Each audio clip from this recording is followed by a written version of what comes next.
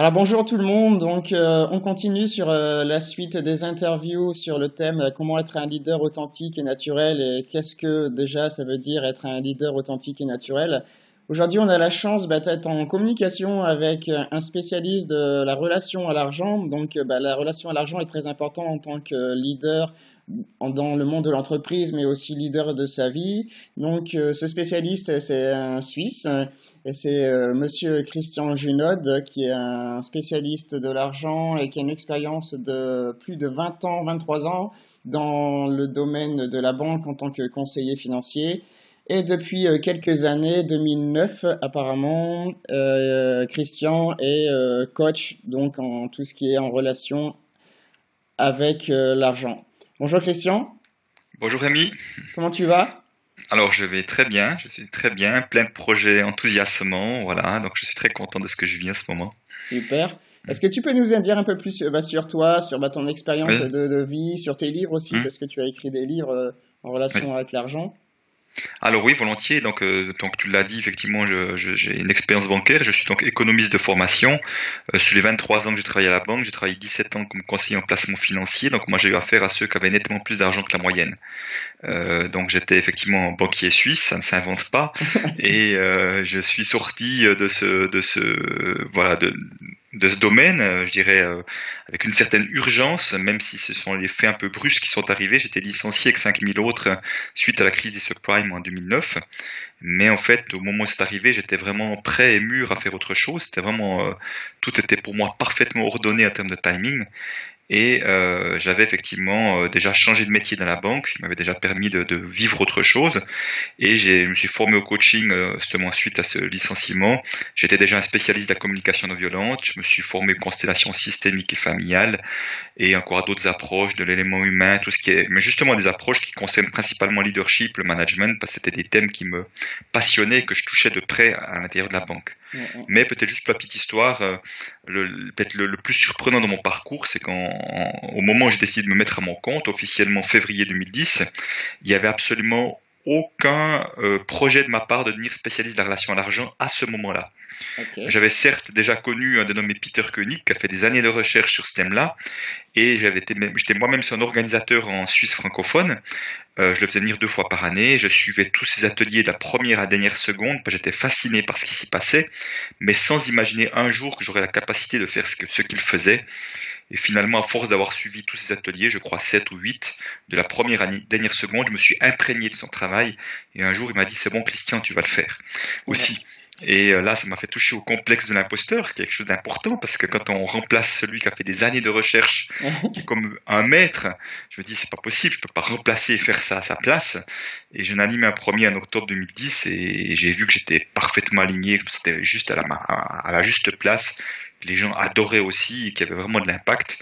Et finalement, de fil en aiguille, j'ai commencé à animer un deuxième, un troisième, d'aller voir en France ce qui s'y passait, maintenant au Belgique, au Luxembourg, et aujourd'hui, ça représente 95% de mon temps, Wow. alors qu'au départ, c'était prévu 0% de mon temps. Donc, comme quoi, les choses se passent pas tout à fait comme on Non, imagine, non. mais d'une manière joyeuse, parce que j'ai vraiment un rôle et une singularité sur ce thème sensible de la relation à l'argent, qui fait qu'aujourd'hui, je sens que c'est là que je suis appelé pour faire bouger la société à travers les individus aujourd'hui.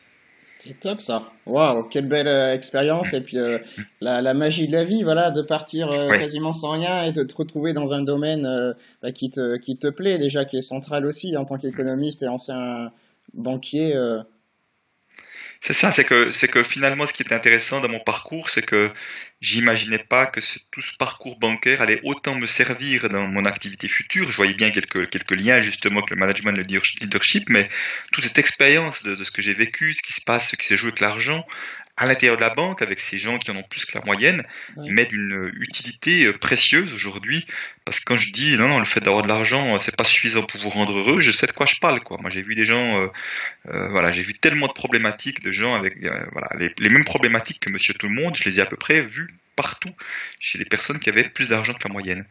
Donc ce Ah, parcours m'a aidé effectivement et, euh, et c'est vrai que ce que tu dis, c'est vraiment pour moi, ça fait partie de notre propre leadership, je veux dire intérieur de nous à nous, c'est d'être capable de suivre le flux de la vie, capable de suivre les signaux que nous amène la vie plutôt que vouloir imposer ou contrôler des choses. Ouais, Pour la ouais. petite histoire, je donne un exemple. Je me souviens qu'à une époque où ça commençait à bien démarrer, c'était la relation à l'argent, j'avais plein d'autres choses que j'aimais faire et je disais à des amis coach également, je dis ok, j'ai décidé, je vais faire 50% relation à l'argent, 50% les autres thèmes que j'aime faire. Et puis un mois après, je les vois, je leur dis oubliez tout de suite ce que j'ai dit. Qu'est-ce que je veux commencer à contrôler la vie et même moi-même vouloir mettre des barrières là autour. Regarde où tu es appelé, regarde là où Mm, mm, vraiment mm. tu as une plus-value à amener. La gestion du stress, la gestion des conflits, je sais très bien le faire. Il y en a des milliers d'autres qui le font très bien aussi. Là, visiblement, c'est là que je suis appelé. C'est là que j'ai ma singularité, ma plus-value à amener dans ce monde. Et donc, je suis les mouvements de la vie, en quelque sorte. Waouh. Hmm. Et en plus, tu as écrit un livre, là, il y a récemment, Ce que l'argent dit de vous. Voilà, ça va faire une année dans 2, 3 semaines. Ça va faire une année. Effectivement, le livre marche très bien. Donc, je suis très content parce que c'est aussi un challenge que d'écrire un livre, de ne jamais savoir à l'avance quel accueil il va recevoir, en quoi il va Mm, parler aux personnes. Est-ce que j'arrive à restituer ce qui se passe d'un atelier, d'une conférence avec le papier, sur le papier et visiblement, d'après les retours, oui, c'est le cas. Enfin, c'est le cas, en tout cas, en partie le cas. Mais en tout cas, il est suffisamment innovateur, suffisamment, je crois, simple pour parler à un maximum de personnes et surtout beaucoup, beaucoup d'exemples pratiques, parce que je tiens beaucoup à oui, ça, pour faire des effets miroirs, essayer de casser un peu le tabou qu'il y a derrière ce thème-là, parce qu'on voit en tout cas dans le monde francophone, mais surtout en Europe principalement, ça reste un sujet très tabou oui. et le principe des sujets tabous est toujours le même, c'est que moins on en parle, plus ça prend de la place. Donc moi j'ai Exactement. envie qu'on parle de notre relation à l'argent pour que ça arrête de prendre la place et que l'argent ne soit plus un frein pour nous empêcher de nous déployer dans la vie. Et pourquoi l'argent est un frein aujourd'hui, surtout bah, en France, dans les pays francophones? Alors, je pense qu'il y a d'une part tout un aspect, une culture, je dirais une culture judéo-chrétienne dans laquelle nous sommes tous issus depuis des générations, qui fait que avoir de l'argent déjà c'est pas très bien vu puisque c'est à l'époque dans certains écrits les portes du paradis n'étaient pas forcément très bien ouvertes pour ceux qui avaient beaucoup d'argent. Euh, Après la France est encore un peu plus particulière que l'est la Suisse et la Belgique où c'est aussi tabou. Oui, La France selon moi c'est un pays où il fait pas bon montrer sa réussite surtout c'est les financières. Si c'est une réussite culturelle ça passe très bien parce qu'il y a une immense histoire de la culture en France, oui, oui. mais une réussite avec finance à l'appui, c'est comme mal vu. Et pour moi, la France, j'ai vraiment l'intuition que c'est ce pays encore pas réconcilié avec la révolution, la royauté. C'est Waouh. toujours un pays qui doit comme choisir son camp, quelque chose de très binaire, la gauche, la droite, on doit choisir un camp ou l'autre. Et c'est un pays où finalement, et le paradoxe de ce pays-là, on n'ose pas montrer sa réussite, et c'est le pays du luxe, hein, c'est le pays Oui, du oui, luxe par excellence. oui, oui. Donc on a envie d'avoir des choses chères, en même temps on est mal à l'aise avec ça. Quelqu'un me disait, il se vend autant de Rolls-Royce en France qu'en Angleterre. La différence, c'est qu'on roule avec en Angleterre, on le laisse dans le garage en France. Et je trouve ça extrêmement parlant de ce qui se passe en France. Donc une sorte de déchirement entre ce qu'on ose faire, ce qu'on n'ose pas faire. Et la France, pour la petite histoire, c'est le seul pays en Europe où on met encore un président sur un trône. Toute l'Europe sait qu'il est le président français. Oui, On sait qu'il est la première ministre allemande, qu'il est le premier ministre italien sans doute, mais personne pratiquement sait qu'il est le président allemand puisqu'il y en a un, qui est le président italien puisqu'il y en a un. Alors que la France est une exception. Donc tu vois, ça crée une manière de créer des roitelets encore comme des... Voilà, il y a une des sorte rois, de voilà. deuil qui n'a Ouais. pas été fait. Mm. Donc je pense que là, la France a cette particularité-là qui fait que dès qu'on parle d'argent, c'est très très crispant voilà, de ce côté-là. Waouh. Et j'ai aussi une question parce que l'argent, c'est aussi symbole bah, de puissance, de pouvoir, de plaisir, de sécurité, protection, stress, tout ça. Donc derrière l'argent, il y a il y a beaucoup de notions. Chacun a une notion différente. Il y a Oui. des gens qui vont dépenser dès qu'ils ont 1 euro, ils vont le dépenser. Il y a des gens, par contre, Mm. ils vont faire l'écureuil. Mhm. Euh, comment se réconcilier avec l'argent? Et surtout Mhm. en tant que dirigeant dans le domaine de l'entreprise. Oui, alors déjà la première chose, c'est vrai que mon premier rôle, c'est déjà de faire prendre conscience aux personnes que chaque individu, sans exception, a une relation à l'argent. Oui, Et qu'une fois, le fait qu'on n'en parle pas, je pense que la grande majorité des personnes n'ont pas conscience d'une relation à l'argent puisqu'on n'en parle pas. Donc après, quand on prend conscience qu'on a une relation à l'argent, c'est de voir quel genre de relation j'ai? Est-ce que c'est une relation qui m'aide à me déployer dans la vie? Est-ce qu'au contraire, il y a des peurs, des craintes, du stress qui me freinent? Est-ce que j'ai effectivement tendance à dépenser de l'argent d'une manière qui n'est pas porteuse pour mon projet de vie, mon projet professionnel? Est-ce que je perds de l'argent bêtement ou je l'utilise parfois bêtement? Donc déjà, de commencer à mettre de la conscience là-dessus. Et après, le pas d'après, justement, pour comprendre notre relation à l'argent, comme tu le disais avec raison, c'est de voir que sur l'argent, nous allons coller des choses sur l'argent que n'est pas l'argent. Oui. Et ce que nous collons sur l'argent, c'est pour certaines sécurité, comme c'était mon cas pendant longtemps, pour d'autres liberté, pouvoir, source de problèmes, source de conflits. Enfin, nous collons tous inconsciemment des choses sur l'argent et nos comportements avec l'argent sont le fruit de ce que nous collons sur l'argent Oui. plus que le fruit de ce qu'est l'argent. Parce que ce qu'est l'argent est quelque chose de l'argent est quelque chose de très neutre, Oui. mais ce que nous collons dessus n'est pas neutre, et c'est ce que nous collons dessus qui va être le fruit de nos comportements, plutôt la source de nos comportements avec l'argent, qui vont être ce qu'ils sont, ces comportements, mais ce que je peux voir bien souvent, des comportements qui sont plutôt, qui nous empêchent encore une fois de nous déployer dans une sorte de joie, de donner le meilleur de nous-mêmes. Et c'est bien ça que nous allons essayer de faire, de décoller ce que nous collons sur l'argent pour pouvoir remettre l'argent à sa juste place. D'accord. Et là, je pense, voilà, aujourd'hui, il y a de nombreux dirigeants qui sont payés énormément. Ou, Mhm, mhm. voilà, Oui. derrière, quelle est la notion qu'on peut en déduire leur relation à l'argent? Oui. Alors, Est-ce- je vais être clair avec ça, c'est-à-dire dans le sens que ces dirigeants-là, je ne les ai pas dans mes ateliers, c'est bien Oui, dommage. Je n'ai pas de milliardaire dans mes ateliers, c'est bien dommage, parce que ce serait, je pense, nécessaire aussi. J'ai eu une fois une personne milliardaire dans un atelier, mais alors ça, je vais parler de mon intuition, oui, parce que je vois effectivement que ces personnes-là, elles sont comme déconnectées de la réalité. Je me souviens d'un exemple qu'on a eu en Suisse, patron de Novartis qui allait partir de son plein gré, qui recevait 60 millions d'euros à peu près ou de francs suisses, mais ça revient à peu près au même aujourd'hui. oui, oui, oui. Et ça fait un tollé en Suisse de dire mais comment est-ce que quelqu'un qui part peut encaisser un parachute doré pareil, alors qu'il n'est pas viré, hein, pas de son plein gré, juste pour que il ne fasse pas concurrence à l'entreprise pendant X années. Alors que on sait bien qu'un dirigeant il connaît pas les recettes des médicaments, c'est évident, c'est pas ça son rôle, Oui, quoi. oui. Et en fait, lui, le gars était complètement surpris et abasourdi qu'on puisse être surpris de ça, que ça lui semblait absolument normal de toucher 60 millions comme ça au passage. Donc, alors qu'il avait gagné énormément d'argent, c'était un des plus gros, voire le plus gros salaire en termes de dirigeant pendant de nombreuses années. Donc, pour moi, il y a une sorte de déconnexion avec la réalité. Mon intuition, c'est que ces personnes-là, effectivement, ont tendance à projeter leur pouvoir sur l'argent. Ok. Donc, c'est comme si leur pouvoir intérieur de faire ce qui est bon pour eux, ce qui les met en joie et en alignement n'était pas vivant à l'intérieur. Ils essaient de le compenser par l'extérieur à travers l'argent. Et quand on n'arrive pas à le faire vivre de l'intérieur, il n'y aura de toute façon jamais assez d'argent à l'extérieur, puisque mon expérience est que ce qui nous manque à l'intérieur ne pourra jamais être compensé par de l'argent. Donc ce qui fait qu'on continue de courir après l'argent, pensant que ça ira mieux que plus d'argent, que plus d'argent. Oui, oui, Et oui. comme j'ai pu le voir moi-même avec ma propre insécurité, que j'essayais de compenser mon insécurité par de l'argent, j'ai vu que ça marchait jamais, quel que soit le niveau de mes économies. C'est pas différent pour eux, et que je pensais que ce serait toujours mieux qu'un peu plus, et eux, Oui. ce sera toujours mieux qu'un peu plus. C'est parce que ça ne marche jamais. Donc ils sont vraiment coupés de la réalité à un moment donné, et c'est ça qui est dramatique. C'est que je suis convaincu que leur vie elle n'est pas bien joyeuse, elle s'est très sérieuse, très stressante, et finalement on continue de courir après des choses qui sont des chimères en l'occurrence, Oui. parce que c'est quelque chose qui nous manque à l'intérieur. Donc, en fait, la relation à l'intérieur, c'est le miroir de l'intérieur, en fait, de notre confiance en soi, plus ou moins, non?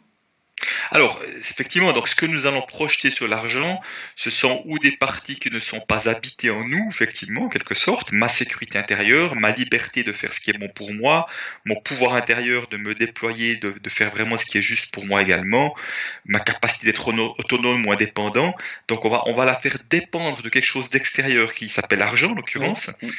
Mais même que ça ne marche pas, c'est tellement une croyance qui est forte, qui est ancrée. Bon, moi, j'ai fait 40 ans comme ça avant de me rendre compte, je pense. Wow. Donc, depuis gamin déjà, avec l'argent de poche, j'étais comme ça. Et finalement, que c'est difficile à les voir parce que comme on se le voit, c'est comme si on se rendait compte qu'on a fait fausse route pendant si longtemps et c'est douloureux, c'est difficile à voir. Donc, en quelque sorte, effectivement, il y a des parties de nous qui ne sont pas habitées, qui ne sont pas encore en lien avec l'estime de soi, avec la confiance en soi, effectivement, cette capacité, comment dire ça, cette croyance, mais vraiment forte et en même temps tranquille, forte pas dans le sens destructeur, mais dans le sens tranquille que j'ai des capacités à faire face à ce que la vie va m'amener. J'ai tout ça au fond de moi. Une fois que j'ai tout ça au fond de moi, que je sais que quoi qu'il m'arrive dans la vie, et je ne sais pas ce qui va m'arriver dans la vie, toi non plus, Ouais. personne ne le sait, Mm. j'ai des capacités à faire face, j'ai des capacités à trouver des solutions, j'ai des capacités à trouver du soutien, de rencontrer les bonnes personnes. Autrement dit, je vais déployer moi ce que j'appelle une forme de confiance en la vie, Oui. ce qui fait que je peux me focaliser sur l'instant présent et arrêter de me faire du souci sur plein de choses où ça c'est pas nécessaire. Et c'est là effectivement ça fait une différence. J'ai plus besoin d'avoir des stocks d'argent pour me sentir bien.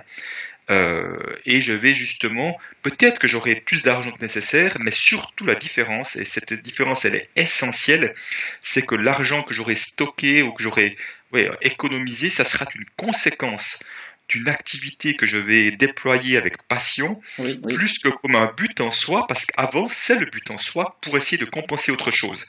Et tant que ça ne marche pas, qu'on veut essayer d'en avoir un peu plus, l'économie est toujours un but. Et quand l'argent devient un but en soi, je vois qu'il y a des problèmes d'éthique Oui. parce qu'on va être prêt à faire n'importe quoi parfois ou aller en tout cas pousser un peu le curseur du correct, pas correct, etc. pour avoir plus d'argent. Et c'est là où on se perd, c'est là où on se désaligne, c'est là où on est plus en lien avec sa passion, Ouais. on est plus en lien avec sa contribution au monde. Waouh.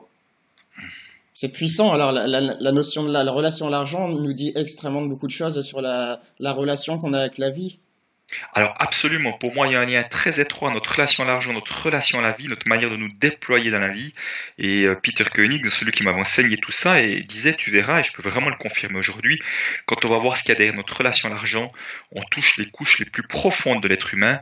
C'est pour ça que c'est si impactant de transformer sa relation à l'argent. Ça a un impact profond sur notre manière dont nous allons justement encore une fois nous déployer dans la vie et vraiment offrir le meilleur de nous-mêmes. Ouais. Et c'est pour ça que j'aime beaucoup ce thème-là, parce que je suis un passionné d'être humain, et pour moi c'est une manière de rencontrer l'être humain dans tellement de profondeur et d'authenticité, et d'une manière si touchante, Oui. que finalement quand on se rencontre, on voit que finalement il y a beaucoup de bienveillance, on peut vraiment voir ce que ça dit de chacun de nous, et aller changer ce que chacun est prêt à changer, pour encore une fois oser être plus dans plus de joie, parce que je suis convaincu que nous ne sommes pas là pour être nous emmerder sur terre, nous ne sommes pas là pour être dans le souci permanent, le stress permanent, nous sommes pour être là dans la joie de donner d'offrir ma singularité, le cadeau que nous avons tous sans exception, de l'offrir au monde et de le déployer, de concrétiser de la matière en quelque sorte à travers un projet de vie. Ouais. Et là, j'ai une question aussi, c'est que voilà, il y a beaucoup d'entrepreneurs qui se lancent voilà, dans la création d'une entreprise, mais qui ont Oui, un problème au niveau de la facturation, problème de dire voilà, ok, pour une heure de service, ça vaut autant. Et je me rends compte qu'il y a énormément d'entrepreneurs qui ont ce blocage-là. Ils vont peut-être sous-facturer, voire donner mhm, gratuitement mhm, leur service, leur temps, oui. et là, qu'est-ce que derrière ça peut vouloir dire en fait? Alors, il y a plusieurs choses. Je sais que c'est une vraie problématique. Et puis, si tu parles de ça, c'est vrai que moi, mon souhait le plus cher, c'est de pouvoir travailler un maximum avec les créateurs d'entreprises. J'ai envie de travailler avec eux au moment où ils se lancent, plutôt qu'au moment où il y a des dégâts. Oui, Parce que ce que tu mentionnes est vraiment une vraie problématique. Pour déjà leur faire prendre conscience que leur relation à l'argent va être au service de leur projet ou pas tellement actuellement. Et de le transformer le plus vite possible pour se donner un maximum de chances de réussir. En plus, je viens d'une famille où il y a eu de très très nombreuses faillites. Donc, oui, les dégâts, moi, je les ai vus, je les ai connus. Et que je peux dire que toutes ces personnes étaient talentueuses, c'est pas un manque de talent, il y a vraiment quelque chose de saboteur, plus fort que soi, qui fait qu'on n'arrive pas à faire entrer d'argent. Donc, effectivement, derrière ce que tu partages, il peut y avoir différentes choses. Il peut y avoir, je dirais, le côté, comme j'étais moi, le côté que j'appelais écureuil, celui qui a tendance à beaucoup économiser, souvent avec des peurs derrière. Ces personnes-là, elles vont avoir plutôt la problématique d'oser investir, d'oser dépenser leur argent au service de leur projet. Elles ont plutôt tendance à garder pour eux, vouloir avoir des réserves pour se rassurer, mais souvent plus de réserves que nécessaire, et que parfois les investissements qui permettraient justement de donner de l'ampleur à leur projet, oui, oui, ils vont pas oser l'utiliser à bon escient, qui va peut-être peut-être être une forme de frein, voire même de perte de leur société, de ne pas oser investir parce qu'il y a des peurs de manquer et qui fait qu'on va plutôt être à stocker, y compris l'argent dans l'entreprise, à stocker d'autres choses. Donc ça, c'est une manière de faire. Et ce que tu disais tout à l'heure, effectivement, est important, c'est cette capacité à donner un prix, donner de la valeur à ce qu'on fait. Alors, après, bien sûr qu'aujourd'hui, il y a de plus en plus de personnes qui travaillent au niveau des services, avec Internet, après, dans tout ce qui est thérapeutique, coaching, etc. On est plus au niveau du service. Oui, Et le service, c'est quelque chose, souvent, on donne du temps et des compétences. C'est quelque chose qui n'est pas palpable en tant que tel. Tu vois, je peux pas facturer des produits, des matières premières ou qui ne oui, sont pas trop discutables. Là, on est dans l'échange de temps par rapport à des compétences et des résultats peut-être attendus. Alors là, effectivement, c'est des fois un peu plus difficile à proposer, et surtout pour les personnes qui débutent, parce qu'elles ont souvent aussi une forme de complexe de l'imposteur, comme je l'ai eu oui, moi-même, j'en parlais mhm, tout à l'heure, en se disant je ne suis pas encore très expérimenté, donc à partir de là, je ne peux pas demander trop cher, il faut que je fasse mes armes, enfin tout le monde va mettre ses propres mots là derrière, et il y a déjà un premier piège, parce que ce premier piège, c'est de croire qu'il n'y a que l'expérience qui nous donne la capacité. Moi, je viens du monde du coaching, je connais, si tous les coachs qui avaient 20 ans d'expérience étaient bons, ça se saurait, quoi, hein. Et c'est pas le cas, quoi. Il y a des personnes, moi je dis bon, je mets des guillemets, parce que je suis pas moi-même oui, au-dessus du lot pour décider qui est bon et pas bon, mais je veux dire par là, il y a des gens qui instantanément vont amener une plus-value concrète dès le début, et puis il y en a d'autres qui vont pédaler quelque part, et puis ils vont, voilà. Donc, si c'était que ça se saurait, quoi. oui, oui, Donc, à un moment donné, avec ce complexe de l'imposteur, on va toujours trouver une autre raison. C'est-à-dire qu'à un moment donné, il faudra une certification de plus, il faudra un truc de plus. Enfin, encore une fois, c'est comme s'il faut rassurer son intérieur.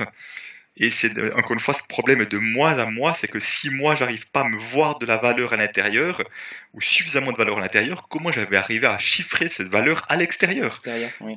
Voilà, c'est ma propre problématique qui va m'en empêcher. Et donc ça c'est important de voir de quelle manière au moment le cadeau ou la prestation qui est mon cadeau que je vais offrir, de quelle manière je le vois, est-ce que j'arrive à y donner de la valeur? Ou si longtemps je n'arrive pas à donner de la valeur, c'est moi qui me piège moi-même et qui va effectivement se manifester de cette manière-là. Et après, il y a un autre mouvement que j'appelle le mouvement des saboteurs, qui sont Oui, des personnes qui ont plutôt une projection négative sur l'argent, qui voient l'argent comme une source de conflit, comme un stress, une crainte ou quelque chose une forme d'injustice dans le monde ou je ne sais quoi. Ces personnes-là, elles vont avoir de la difficulté à attirer de l'argent à elles et vont inconsciemment, parce que c'est vraiment inconscient, se saboter. Effectivement, elles ne vont pas facturer, donc on va vraiment avoir des problématiques administratives qui fait que si je n'envoie pas de facture, l'argent n'entre pas. Ils ne vont pas envoyer de rappel, ne vont pas contrôler les rentrées d'argent, ou vont faire même des devis parfois qui vont être mal calculés, mais toujours contre le bas, trop contre le bas et pas contre le haut, oui, oui, ce oui. qui fait qu'on ne tient pas suffisamment compte de tout le travail qu'il y a derrière, par exemple. Et donc, effectivement, ces problématiques-là font que l'argent ne va pas entrer, mon projet professionnel est en danger parce qu'il n'y a pas suffisamment d'argent qui entre. Peut-être que je ne vais pas réussir à assurer sa pérennité. Et je vois des personnes effectivement qui ont accès à des soutiens, parce que je vois qu'en France, il y a souvent des soutiens pour ceux qui se lancent, etc. Et qui ne vont pas remplir les documents, qui ne vont pas faire appel à ces soutiens alors qu'ils le savent. Donc une forme de négligence, mais souvent Ok. une négligence inconsciente qui fait que l'argent qui pourrait arriver à moi n'arrive pas. Donc ils sont leurs propres saboteurs. Ils sont leurs propres saboteurs. Ou à la limite, qui vont même attirer des clients qui sont des mauvais payeurs, qui fait que l'argent n'entre Ah pas. ouais. Donc, ce qui fait que derrière tout ça, ce qui est important de voir, c'est quelque chose d'inconscient. Donc, une fois, de remettre de la conscience dessus, qui fait qu'est-ce qui fait que je n'ose pas réussir, je n'ose pas attirer de l'argent, Attirer. Ouais. je n'ose peut-être pas faire mieux que mon milieu social, mieux que mes parents ou je ne sais quoi, fait que je me sabote. Et bien sûr, c'est dommage, c'est du gâchis pour moi, parce que ces personnes-là, elles ont des talents, elles ont des dons, et ce serait dommage de ne pas en profiter, et de pas en faire profiter les autres, et en profiter soi-même, en faire profiter les autres. Parce que autrement, qu'est-ce qui se passe? Je les entends elles-mêmes me dire je reviens d'un travail alimentaire. Ce qui Oui. veut dire, ça veut dire, hein, un Ah, endroit c'est où ça. je me plais plus, mais je vais gagner l'argent nécessaire pour pouvoir au moins me nourrir ma famille éventuellement. Donc voilà, il y a beaucoup de choses qui se jouent derrière. C'est assez complexe et en même temps passionnant parce que je veux dire chaque situation, elle est singulière Oui. parce que nous sommes influencés nous-mêmes par toute notre historique familial et que nous allons répliquer un certain nombre de choses qui sont identiques parfois. Waouh. J'ai participé moi, à un d'une de tes formations. Mhm. Est-ce que tu peux nous dire bah, comment ça se passe concrètement, comment tu Mhm. Comment tu arrives à faire modifier ou prendre conscience, on va dire déjà prendre conscience de la relation à l'argent? Oui. Alors effectivement, dans les formations, j'ai deux parties qui sont bien distinctes. J'ai une partie que j'appelle la partie prise de conscience. C'est une partie qui autant où j'amène des apports, les travaux entre autres de Peter Koenig, qu'on fait effectivement des réflexions, de voir ce qu'il y a derrière, et qu'on fait tout un travail qui pour moi est important, que j'ai appelé notre histoire avec l'argent. Ce travail en 8 points qui fait un petit peu d'aller voir d'où je viens, hein, d'où je viens, de quelle histoire de famille, de vie je viens avec l'argent et qui permet d'aller voir quelles sont les croyances qui étaient dans ma famille ou dans la généalogie et qui fait que j'ai peut-être répliqué certains nombres de croyances. Alors si elles sont bonnes et qu'elles sont au service de notre déploiement, c'est parfait, je vais pas les changer. Oui, oui. Mais quand je vois qu'au contraire, ce sont des croyances qui sont plutôt des croyances réductrices du style il y a qu'en travaillant très dur qu'on va réussir, par exemple. Donc, ce sont des personnes qui vont être des forçats avec eux-mêmes, qui vont être très exigeants avec eux, avec les autres, et qui finalement peut-être vont gagner de l'argent, mais à quel prix, quoi, hein, à quel Oui, oui, prix en oui, termes oui. de santé, etc. Qui a des croyances qui fait que je viens d'un milieu familial ou plutôt avec peu de moyens financiers et que je n'oserais pas effectivement sortir de ce milieu-là. C'est difficile d'un coup d'oser avoir du succès et voire même de gagner beaucoup d'argent que je viens d'un milieu où tout le monde a travaillé dur pour réussir, hein, par exemple, qui vient d'un milieu où on dit, que des personnes disent, ah ben oui, moi dans mon milieu, c'était des syndicats, on était des syndicalistes ouvriers, donc ça vient aussi amener des choses. Oui, oui, Où oui. j'ai toujours entendu dire, ah non, l'argent c'est pas bien, ceux qui gagnent beaucoup d'argent c'est des malhonnêtes, c'est des profiteurs. Donc quand on commence à prendre conscience qu'on était éduqué, qu'on a eu ce genre de choses qui se sont passées dans mon histoire, on va voir que j'ai comme des fils invisibles qui m'empêchent encore une fois de vivre pleinement ma vie. Et là, c'est le travail de la deuxième partie, qui est la partie que j'appelle le travail dit de transformation, qui est un travail très personnalisé avec les histoires de chacun. C'est de dire, mais quels seraient finalement ces fils invisibles qui m'empêchent aujourd'hui de me déployer dans la vie et de commencer d'essayer d'en retirer l'un après l'autre. Et Oui, une des choses que tu as pu voir qu'on travaille beaucoup, c'est la notion de déloyauté familiale. oui, oui. Cette notion-là qui parfois fait peur, déloyal, c'est pas du désamour, hein, c'est pas dire que parce que je suis déloyal, je ne respecte pas ceux qui étaient avant, que je ne les aime pas, mais ce sont des autorisations, des permissions à faire autrement sur certains aspects très spécifiques. Eh ben oui, moi je vais m'autoriser à gagner plus d'argent et d'oser sortir de ce milieu plutôt défavorisé, et encore une fois sans jugement, au contraire, je respecte beaucoup l'énergie qu'ils ont déployée pour Oui, permettre à la vie de se manifester, d'avoir fait en sorte que ça a été possible. Mais j'ai envie de proposer de sortir ça, je vais me proposer de sortir de ce schéma où finalement, je vois que les femmes de la généalogie, elles sont au service des hommes, elles n'osent pas se déployer professionnellement parlant. Moi, j'ai dû m'autoriser d'être déloyal à tous ces hommes de la famille qui ont fait des faillites, parce qu'autrement, j'aurais la répliqué, faillite. j'aurais fait faillite Oui, comme eux, oui. quoi. C'est évident, hein, pour moi. Je suis pas meilleur qu'eux, j'ai juste eu la chance d'être le premier à le voir, à ce truc-là. D'être déloyal pour sortir de ce système-là qui fait des malheureux. Donc, tu vois, on va commencer à voir un peu de tout ça de quels sont ces fils invisibles, et de les couper avec respect, hein, avec amour, et dire voilà, je m'autorise à faire autrement, pour moi et surtout pour ceux qui suivent, enfin, déjà pour Oui, moi et oui. pour ceux qui suivent après aussi. Et là, c'est une libération énergétique et déjà également qui fait que je vais pouvoir mieux utiliser mon énergie. Donc tout ça, c'est un travail de transformation personnelle, un travail identitaire, hein, vraiment de ces parties de soi. D'arrêter de projeter l'argent. Si je projetais ma sécurité sur l'argent, je vais arrêter de projeter ma sécurité sur l'argent. Je vais m'occuper de ma sécurité intérieure, de la construire et de voir l'argent pour ce que c'est Oui, et pas oui. comme un instrument de sécurité. Donc je vais comme mettre une distance entre l'argent et moi, alors qu'avant il y avait quelque chose d'imbriqué en quelque sorte. Hein, et c'est ça le problème, c'est cette imbrication qui fait il y a attachement à l'argent. Là, je vais créer une forme de détachement, ce qui ne veut pas dire que les peurs n'existeront plus, mais je vais apprendre à m'en occuper, je vais apprendre à les voir et pouvoir repasser à autre chose, et donc construire cette sécurité intérieure, construire cette liberté intérieure. Et puis il y a tous ceux qui ont tendance à avoir des perspectives négatives sur l'argent, qui vont avoir des grosses peurs derrière. J'ai peur de passer pour un voleur, j'ai peur que si je mets des prix trop, de passer pour un voleur, j'ai peur de passer pour un profiteur, de passer pour quelqu'un d'injuste, etc., ou je ne sais quoi. On va aller, encore une fois, accueillir ces parties qui m'empêchent, encore une fois, de demander un argent, un montant qui serait normal, j'ai envie de Oui, dire, qui oui. correspond à la valeur, et qui sont encore mes propres freins. Et là, donc, on parle sur plus des parties d'ombre, des parties de nous qui font burk, en quelque sorte, qu'on rejette à l'extérieur. Et ça, simplement, ce que je vois, c'est que chaque fois que nous rejetons des parties de nous à l'extérieur, nous allons les attirer quand même d'une manière Oui, plus inconsciente et subtile, et qui vont encore être, encore une fois, des empêcheurs de créer son propre projet, d'être. Donc, derrière tout ça, il y a comment je peux oser être pleinement moi-même, et ce qui fait que plus j'ai de tous ces aspects de moi, ces parties de moi qui sont habitées, plus j'oserai être moi-même et de moins en moins me préoccuper de ce que les autres pensent de moi. Parce qu'un de nos plus grands freins, à mon avis, c'est oui. que nous sommes très dépendants du regard des autres et que ce regard des autres, s'il prend trop d'importance, finalement, on devient des marionnettes à qui nous allons finalement, c'est comme si ça c'était une télécommande, dans mon téléphone télécommande, je vais donner la télécommande aux autres en disant, dites-moi ce que je dois faire pour être quelqu'un de bien et je vais m'adapter à ce que vous pensez que je dois faire. Alors qu'au moment où on reprend sa télécommande en main, c'est moi qui décide. Et de temps en temps, si je la donne, c'est en conscience, c'est juste pour cet aspect-là ou là. Oui, oui, Quand je oui. vais quand je vais me faire opérer, je donne ma télécommande aux autres, c'est eux qui vont décider ce qui est bon pour moi au moment de l'opération. Et moi, je vais être pleinement là où je suis, mais je vais pas. Voilà. Mais à d'autres moments, c'est moi qui prends ma télécommande en main et je fais ce qui est juste pour moi, quel que soit ce que mes amis, mon entourage et ma famille pensent. Si je pense sans que c'est juste, je vais le faire. C'est pas parce que eux n'ont pas osé se mettre comme indépendant, comme Non, non. entrepreneur, n'ont pas osé se réaliser professionnellement, que je dois faire la même chose. Je vais m'autoriser à être déloyal et moi je vais m'autoriser à faire autre chose. Donc voilà, c'est tout ça qu'il y a derrière. Donc c'est vrai que je peux en parler pendant des heures. Tu vois que je suis inarrêtable, que je commence. Hein. Passionné. Oui, passionné, ça c'est vrai. Je m'observe moi-même, je dis, Ouais. ouais, je le vois. Je vais rebondir là parce que il y a quelques semaines, quelques jours, tu as posté un article sur Facebook et aussi sur ton site internet. C'est bah, combien avez-vous besoin d'argent pour vous? Combien avez-vous besoin d'argent par mois? Est-ce que c'est beaucoup, pas beaucoup? Voilà. Alors, c'était pas tout à fait comme ça que je l'avais amené, mais je vois bien à quoi tu fais allusion.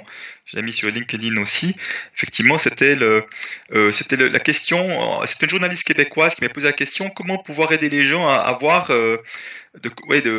s'ils manquent d'argent, de combien d'argent ils auraient besoin pour être bien, en quelque Oui, sorte. Hein. oui, oui, oui, c'est Voilà. ça. Et comment pouvoir les aider à répondre à cette question-là.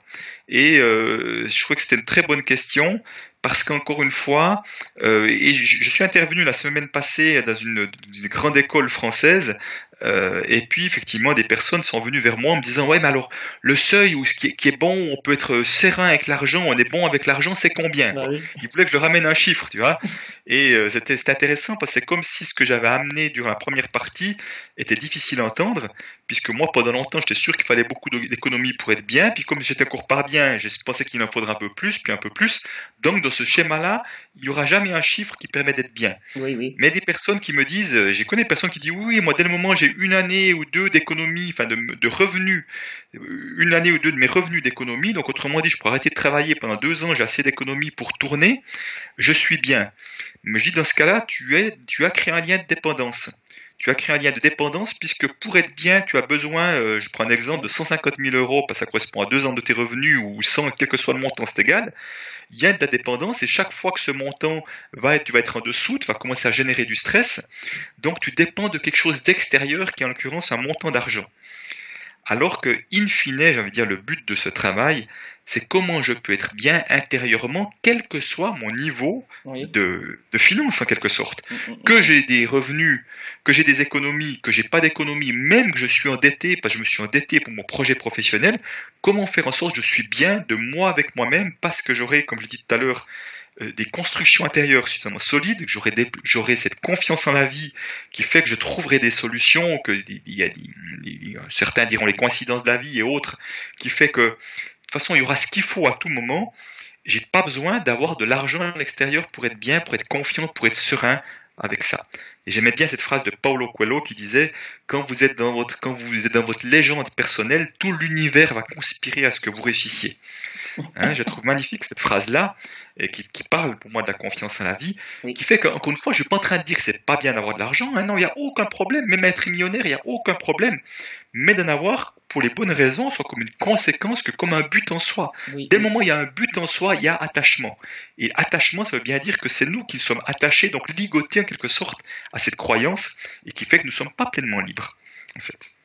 Ok. Et c'est là où cette croyance est un grand piège, parce que si ma croyance, j'ai besoin de 200 000 pour être bien, eh ben, je suis pas pleinement libre. Je peux être libre ou pleinement bien si j'ai 200 000. Donc, tu vois, ce serait exactement la même chose de dire, je peux être bien que si, comme si mon épouse, elle me dit qu'elle m'aime, quoi. Si elle me dit pas qu'elle m'aime, je peux pas être bien. Je serais bien, C'est voilà. encore un attachement à autre chose. Et moi-même, je peux pas être bien de moi à moi, j'ai besoin de choses extérieures. Et je suis dépendant de ces choses extérieures. Donc, c'est comme se libérer de tout ça. Waouh. Hmm. Donc Donc, chacun. voilà, je sais pas si ça répond à ta Ah question, si parce que si c'est si vrai. si clairement voilà après il faut être bien il faut être à la bonne place, chacun a sa propre place et donc bah, il y a des personnes mais ils vont être confortables avec 50 000 € par an, il y en a 150 000 et chacun ça dépend de la place que l'on consacre dans la vie en fait. Oui, mais tu vois, il y a pas une époque que je travaillais à la banque, je gagnais pas simplement d'argent, parce que les banques suisses, on gagne beaucoup d'argent, et en tout cas plus que la moyenne.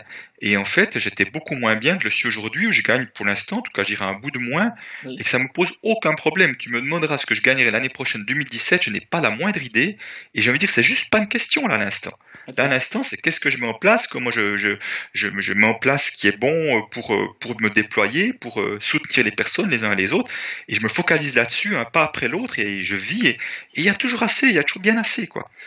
Tu vois, c'est parce Oui, oui. qu'autrement, si je perds pas de temps à faire des calculs, je pourrais faire des calculs, dire tiens, je vais faire X ateliers, je vais faire ça. En même temps, je sais jamais combien d'inscrits aux ateliers, donc voilà. Et je suis pas en train de dire qu'on doit pas faire de plan prévisionnel, parce que moi, je n'ai pas de collaborateurs à payer. Donc c'est sûr que c'est plus simple que si j'ai 5 ou 10 personnes. Donc je suis pas en train de dire que c'est pas bien de faire ça, parce que ça peut être vraiment utile comme un outil de navigation, j'ai envie de dire, hein, comme le capitaine qui Oui, tient oui, oui, oui, oui, sa oui. barre en quelque sorte, mais simplement, si j'ai besoin d'être sans arrêt dessus, si dès que je suis dessus, ça génère du stress, je vais regarder ça avec stress, tu vois, c'est important de voir en quoi c'est un outil qui me permet de vraiment de pas mettre le bon cap et de faire de poser les bonnes décisions, magnifique. Si c'est un outil qui génère du stress sans arrêt, c'est quelque chose en moi à aller voir quoi Oui, derrière. C'est oui, vraiment et pour chaque outil qu'on va utiliser, c'est la même chose quoi. Tu vois, il y a des personnes qui font des budgets, je dis magnifique de faire un budget. Moi, personnellement, je n'en fais pas, mais j'ai rien contre le fait d'en faire. Magnifique de faire un budget. Mais si je suis tous les jours allé voir mon budget avec stress, anxiété, mon budget, et puis que je vois dès que je suis en dessous, je dors pas la nuit, je suis pas sûr que mon budget y m'aide, quoi. Hmm. Voilà. C'est avoir Donc c'est confiance à la vie en fait. oui, et puis qu'il y a de magnifiques outils. S'ils sont au service de mon projet, c'est bien. S'ils me désalignent, qui génèrent de la peur et du stress, ben, il y a quelque chose Il y a à aller quelque voir. chose. Oui, oui, oui. Hmm, hmm, Waouh. hmm. Vivre, vivre. Tu as utilisé je vis là, je vis. Et pour moi, ça fait beaucoup de résonance, ça fait écho. C'est voilà, il faut vivre. La première chose, c'est vivre avec Voilà. joie.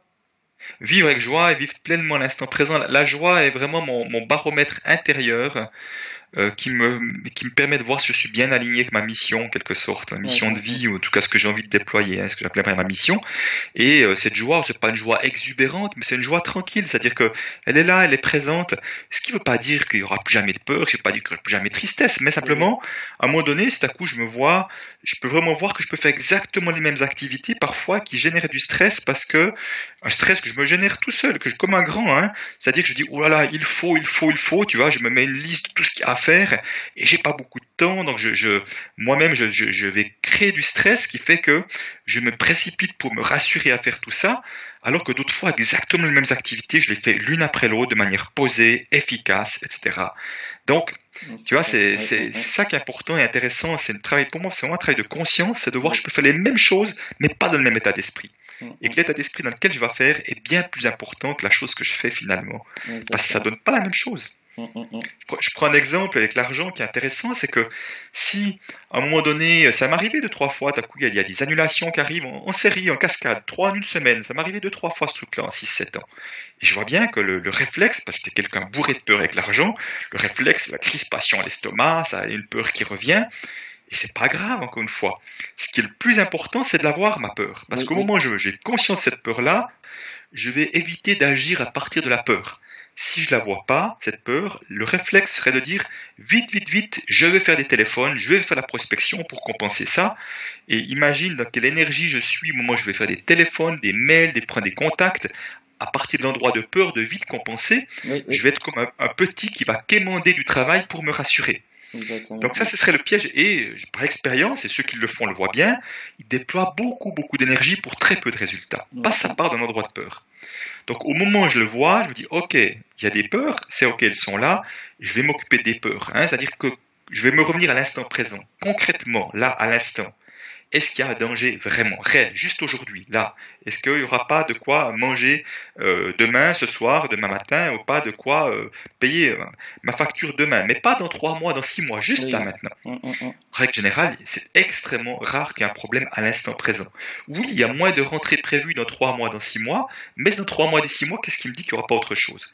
Donc au moment où je m'occupe de ma peur, ça c'est l'urgence, j'ai envie de dire, s'il y avait une seule urgence, mais que j'appellerais pas de mot urgence, ce serait de m'occuper de ma peur, pour pouvoir après poser des actions à partir d'un endroit de sérénité, de joie encore une fois. Moi, je ne fais pas un téléphone à un client, à un prospect, si je n'ai pas le sourire aux lèvres, quoi.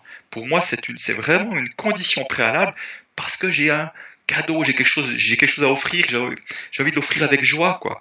Après, s'il prend, s'il prend pas, c'est pas grave. Mais voilà, donc c'est important de revenir de cet état intérieur qui fait que ça va donner envie à l'autre de collaborer avec moi parce que il dit, ah bah, ce mec-là, dans cette énergie, ça me donne l'envie, alors que si je suis bourré de peur, ça donne pas très envie, quoi. Exactement. C'est là où on va être attirant. On parle des fois de loi d'attraction, à tort ou à raison, mais on va être plus ou moins attirant dans ce qu'on déploie. Waouh.